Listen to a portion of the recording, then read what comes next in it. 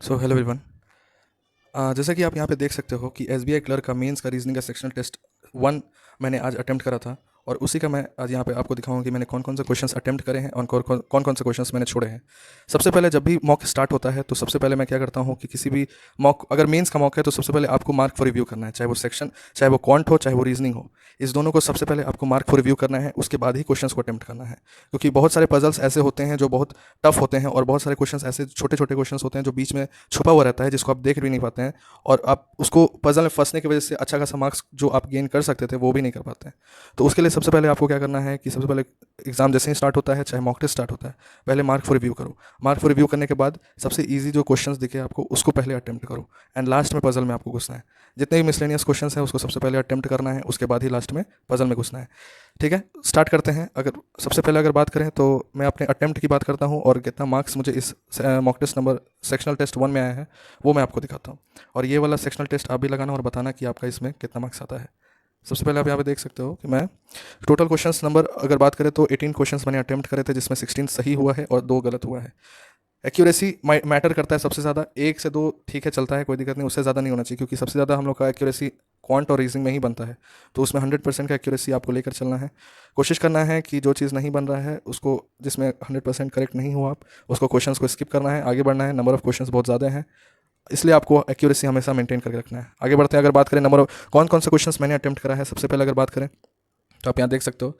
सबसे पहला वाला क्वेश्चन जो था वो एक पजल का था, जिसको मैंने स्किप किया था। एज ऑफ अ पर्सन जिसका नेम वॉवेल है वो ऑड नंबर नहीं होगा, ये इसकी वजह से मैंने इसको स्किप कर दिया था, टाइम लगता है इसलिए। सबसे पहले मैंने क्या किया है, देख सकते हो यहाँ पे सिर्फ 8% लोगों ने ही करेक्ट कर रखा है, स्किप 87%। तो सबसे इंपॉर्टेंट चीज़ है आपको कि ध्यान में रखना कि कौन से क्वेश्चंस को स्किप करना है एग्जाम में और कौन से क्वेश्चंस को अटेम्प्ट करना है। ठीक है, अगर बात करते हैं मैंने कौन सा क्वेश्चन अटेम्प्ट करा, तो ये 5वां नंबर क्वेश्चन जो कि सबसे ईजी लगा मुझे, जिसमें कि एक नॉन 9 मेंबर का फैमिली मेंबर है और जो कि कोई साउथ में बैठ रहा है और कोई ईस्ट नॉर्थ, ये डिस्टेंस वाला क्वेश्चन है, डायरेक्शन एंड ब्लड रिलेशन वाला क्वेश्चन है। तो सबसे पहले इसमें मैंने क्या किया कि ब्लड रिलेशन को सॉल्व किया, उसके बाद ही मैंने आपको डायरेक्शन बैठाया उसके। तो इसका 3 क्वेश्चन मैंने 5 6 7 बनाया। ठीक है, उसके बाद जो मैंने क्वेश्चन अटेम्प्ट करा है वो कंडीशन वाला, जो कि सबसे इजी रहता है। Result of sum of both the roots, ये सबसे क्वेश्चन इजी है। कोशिश करना अगर ये वाला क्वेश्चन आपका नहीं बनता है मॉक टेस्ट में तो इसको कोशिश करना कि यही वाला क्वेश्चन सबसे ज़्यादा प्रैक्टिस करो, किसकी, क्योंकि इससे 3 4 क्वेश्चन हमेशा आता है। तो ये नंबर को बढ़ाता है, इसलिए आपको ज़रूरी है कि इस पर प्रैक्टिस ज़्यादा बना रहे आपका। ये सब मिसलेनियस क्वेश्चन पे देखो 15 16 17 तीनों मैंने बनाए हैं, तीनों का तीनों सही हुआ है। ये कोड वाला है, ये वाला भी इजी होता है लेकिन यहाँ पे थोड़ा सा टफ दे दिया है, इसलिए मैंने इसको स्किप किया है। ठीक है, अब अगर बात करें 22nd क्वेश्चन, 22nd में आप यहाँ देख सकते हो certain number of a person है जो कि लीनियर हो बैठ रहा है और नॉट डायरेक्शन फेस कर रहा है। तो ये वाला क्वेश्चन इजी रहता है, डायरेक्शन बता दिया। अगर डायरेक्शन नहीं बताता तो थोड़ा सा टाइम टेकिंग ज़्यादा हो जाता है, इसलिए मैंने इसको अटेम्प्ट करा है। देख सकते हैं 25% क्वेश्चन अटेम्प्ट सही करा है लोगों ने, एंड स्किप 72% करा है। ठीक है, तो ऐसे क्वेश्चन को आपको अटेम्प्ट करना है और उससे पहले, अटेम्प्ट करने से पहले मार्क फॉर रिव्यू करना जरूरी है। फिर अगर देखो 5 का 5 चारों क्वेश्चन मैंने सही करा है इसका। फिर उसका 30 एक स्टेटमेंट कंक्लूजन वाला क्वेश्चन, दोनों ये उसको मैंने अटेम्प्ट करा। फिर ये देखो यहाँ पे 12 लोग हैं जो कि 2 कॉन्सेंट्रिक स्क्वायर टेबल बैठ रहे हैं, ये बहुत अच्छा खासा टाइम टेकिंग होता है, इसलिए मैंने इसको छोड़ दिया है। अब यहाँ देख सकते हो सिर्फ 7% ने करेक्ट करा है और स्किप 91% करा है। तो उस हिसाब से आपको भी चलना है। फिर 30 एंड 31 40 मैंने अटेम्प्ट करा जो एक इजी क्वेश्चन था, 42 नंबर गलत हो गया है एक यहाँ पे।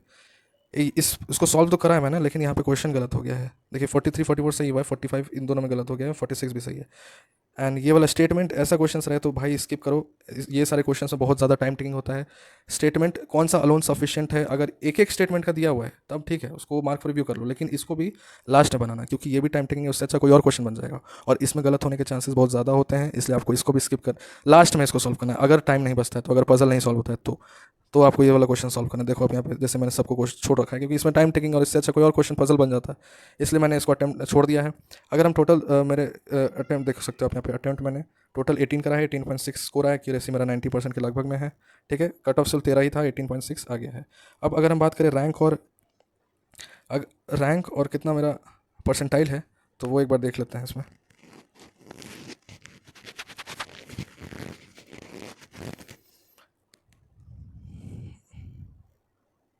तो यहाँ पे देख सकते हो परसेंटाइल मेरा 86 है और रैंक जो है 13,404 है। टोटल 95,000 स्टूडेंट्स ने इसको अटेम्प्ट करा है।